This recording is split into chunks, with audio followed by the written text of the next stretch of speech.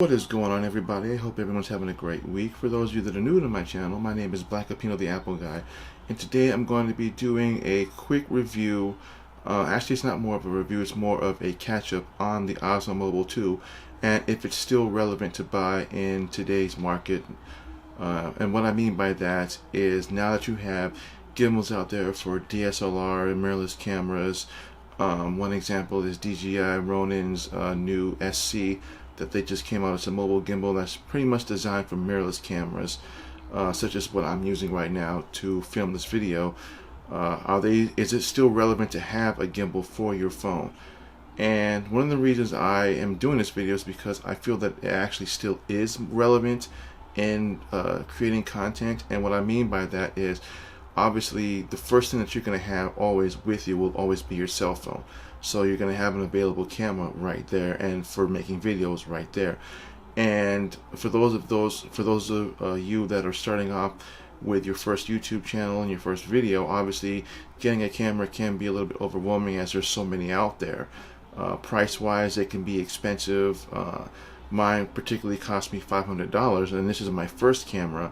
But in the past, I've used GoPros, which I still have, and I always have my cell phone every time I've had different types of devices that I use for creating content.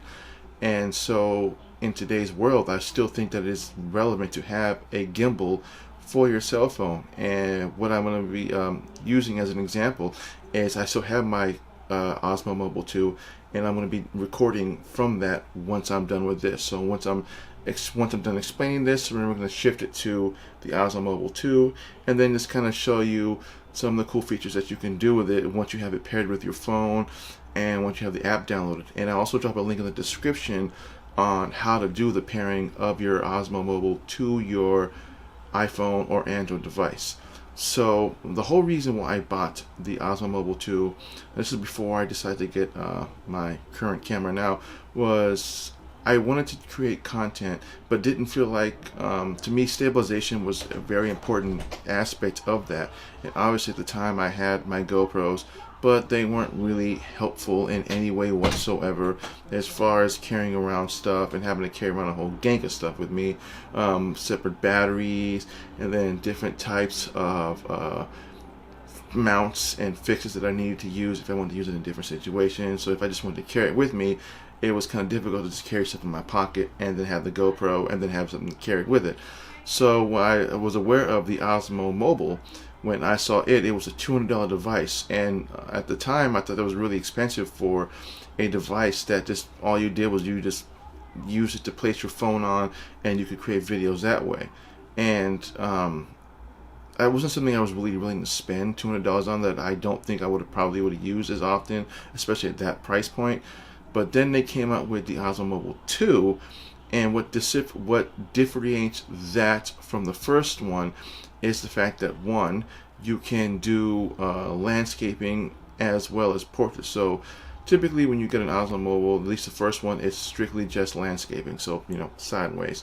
But with the Osmo Mobile 2, you're actually able to do portrait, which means it's vertical, up and down. And the fact that you didn't have to worry about buying batteries, it was all USB powered. By that I'm meaning when you needed to plug it in to power it up, you just simply plug it into a USB port, whether you had a juice pack or you can even do it with your own computer, you could power it that way. And it also has the ability to charge other devices, so it's kind of like a stabilizer for your phone that you can also use to power other devices and charge them up.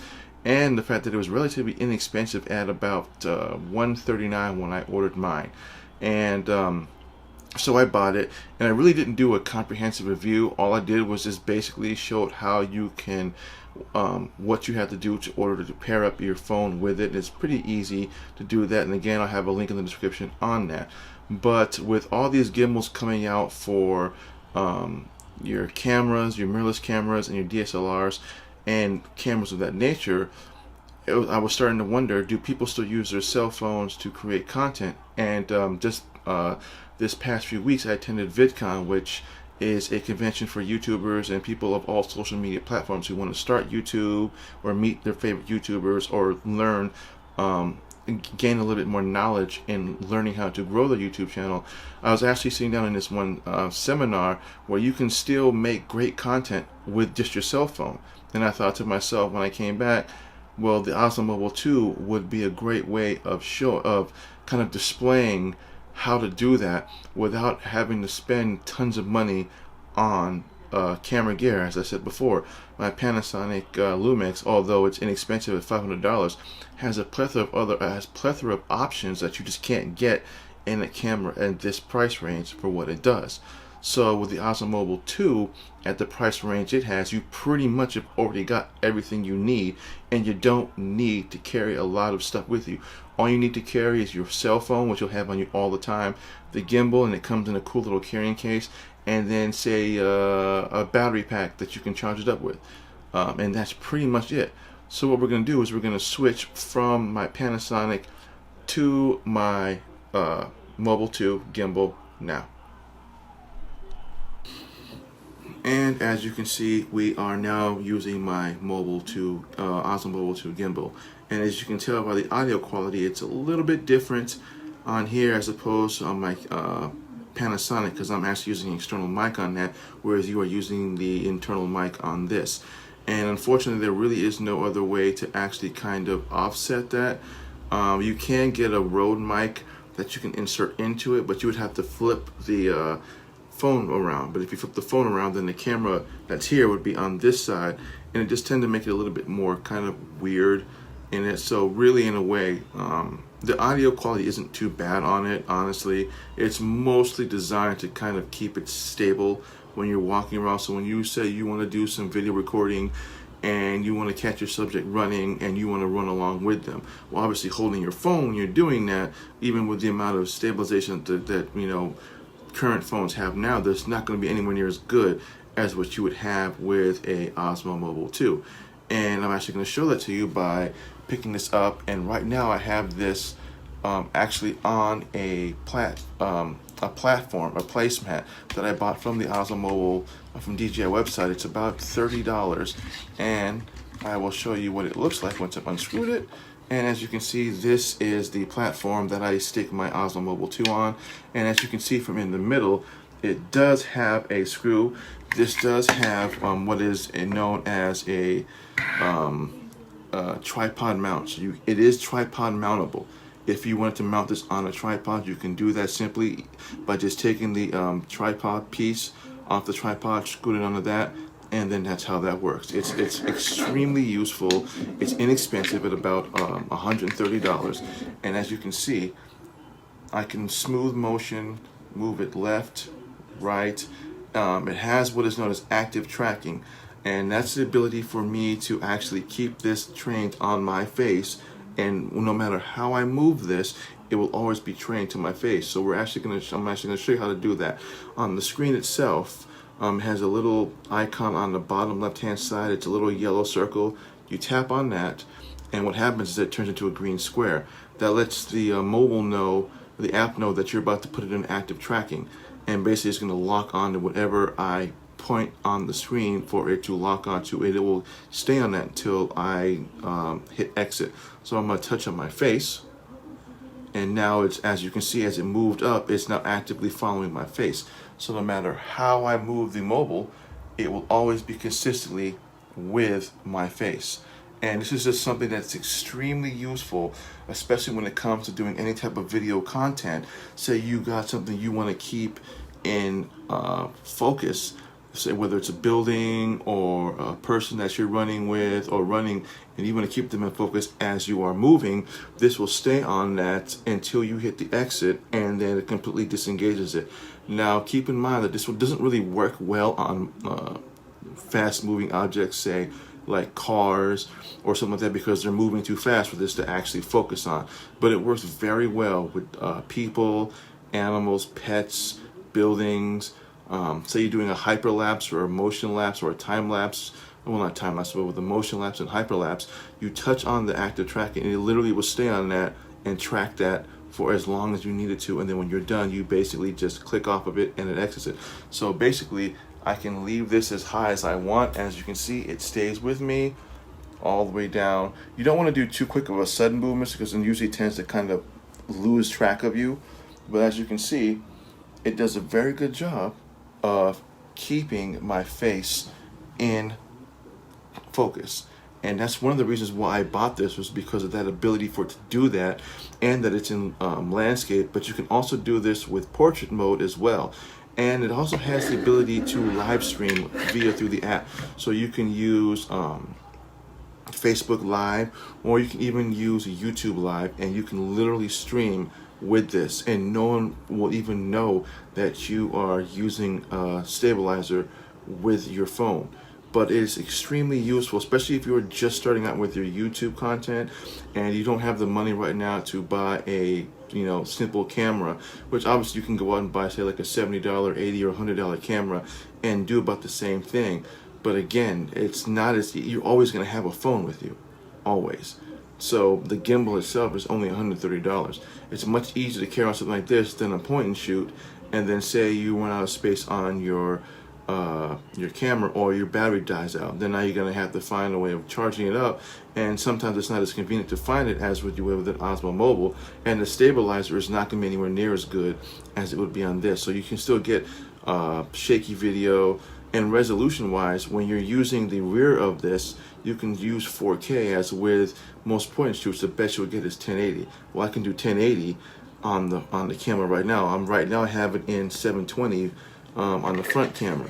If I were to switch it to the rear, then I have the option of doing either 1080, 720, or 960, or even VGA. Not that you should be doing VGA, but you have the option of doing that.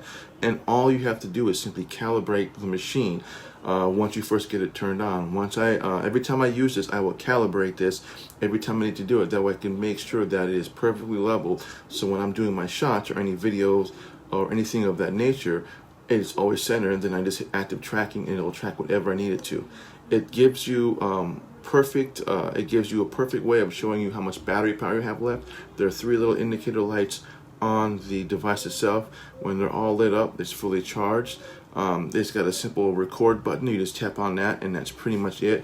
If I want to keep it in focus, or if I want to center it, I just tap on this bottom button, which is located with the letter M. You just double tap that, and it automatically centers me. But then it also disengages the auto tracking. So say you're walking around and you are moving around and you want it to be focused on something, and it's not, you just double tap and it automatically focuses in the center, and all you have to do is use the joystick to move left and right. It also does have a zoom in function. Unfortunately, it does not work when you have it using the front camera, but when you have the rear camera facing and you're doing your content, there's a zoom button on the side that you just left and right, and that's pretty much it. Because if you try to do it the way I have it now, what's going to happen is it'll say zoom adjustment is not available with the front camera. Well, then basically what you have to do is you have to switch it to the front, and to simply do that, you just simply stop the record button, double tap it, and then it switches to the rear camera. It will not do it while you're in the middle of a function. And it gives you tons of information on the front of the screen. Right now I'm looking down at the bottom. It gives me my recording time. It tells me how much space I have. It shows me the audio level of the mic. It gives you a little mic with little decibel sounds. And the higher you go, the louder it gets. It'll show you as an indicator. And then it will actually show you what resolution you're shooting at. Right now I'm at 720 at 30 frames. And then you have the home button, you have the photo, you have the way, you have a little icon that tells you whether it's in free mode, which basically means I can move the joystick and rotate it any way I want. And if I switch to active tracking, then it automatically gives me the indicator for active tracking, as well as it has the settings button, so you can go in there and change pretty much all what you want to need to do. If you want to do live streaming, you go to the settings first before you hit the record button, and that's pretty much it. And so what we're going to do is we're just going to sit this right back down, and as you can see, all I have to do is double tap it. And then again, if I wanted to keep active focus on my face, I just tap on that, and as you can see, it's tracking me. So depending on how you depending on how you do your active tracking, it can be like, as long as it hits a part of your face, it'll always constantly track you. And as you can see, I have no hands. So it moves however I move. And again, this is tripod mountable. So you can literally have this on a tripod And as you're talking, as you move away, so does it. And it has a pretty good field of view. So basically I can sit as far as I want, and again, it will always keep me in focus. And again, that is one of the reasons why I bought this in the first place, was for that reason alone, was the fact that it had that ability to focus. Now again, you don't want to do too quick, sudden movements, because if you do, it does tend to lose track of your face, and then it just starts to go all crazy. So you always want to make sure that you are, doing a minimal amount of movement. I'm not saying you have to kind of go super slow, but just normal views. As you can see, it's just normal swaying back and forth. It works just fine. So, Are Osmo Mobile 2s still relevant in today's mobile creation world? I'm going to say yes. Price-wise, it's definitely worth it at $139. You can get them from DJI itself. You can also get it from the Apple Store. I believe you can also get it from Amazon, and I'll have a link in the description for where you can buy these at.